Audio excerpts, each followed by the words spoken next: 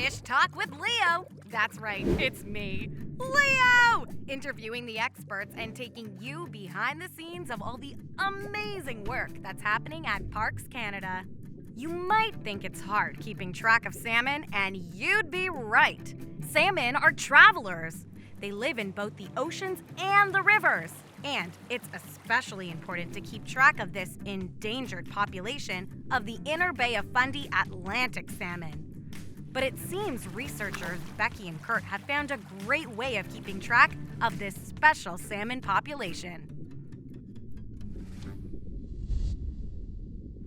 So I've heard this rumor that cable has some magic way of helping the salmon. What the heck is it? It's a pit antenna array. So it's a way for us to detect salmon that are entering and leaving the river. Now that's a mouthful. Okay, in plain fish terms, a pit tag is a type of tracking device that is put into a fish, and in this case, the very special endangered population of the inner Bay of Fundy Atlantic salmon.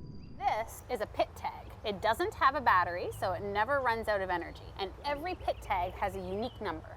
So that way, if this fish, after we tag it, were to come back 3 years from now, we would know who it was and the last time that we saw it, and we'd have all that information to keep track. So what does a pit tag have to do with the array? So there's a small copper coil inside the tag, and when it comes through this electromagnetic field, it gives the tag enough energy to ping out its number. And what the reader does is it detects that ping and records it for us. And so since each tag has a unique number, that lets us know which fish are coming and going through the river. Hold your fins. So, are you seeing that wire behind tells you about the salmon in the river? Yeah, it's like if you bought an apple at the grocery store and it had a sticker on it, and you scan it and then the number comes up on the screen and it shows that you bought an apple. It's just like that. When a fish swims through, it records the number and we can see who has been there. But how do you get all that information out of that itty-bitty wire behind you? This antenna wire now can detect that signal, and it travels through these cables all the way up the hill to the top where our reader is, and it's stored on a little memory card in that reader. So then when we come with our computer, we can plug it in, we can download it, and that's when we get all that information. Wow! So does that mean you never have to bother the salmon again? That's the really nice thing about it. So we only have to handle the fish once, and then after that it's on its own, and this is all, it's detected passively, which is the main thing. So, what has the array helped you learn about the salmon? So we learned when they're returning, how early they return. We also know how long they stay in the river, when they spawn, when they leave. We can also learn what kind of environmental conditions are favorable for salmon to enter and leave the river. So we can get all kinds of really great population level information that you wouldn't be able to get with other methods of tracking fish. So it's like spying on the fish, but in a friendly way.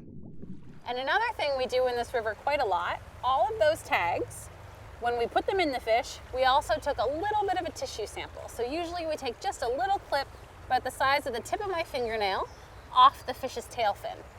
With that, we're able to get all of the genetic information to know who that fish's parents were, which family they belong to, and all of that tells us which fish are being most successful in this kind of changing environment. So you're not just following one salmon, but its whole family? Incredible! This population is critically endangered and has been recognized as such since 2003.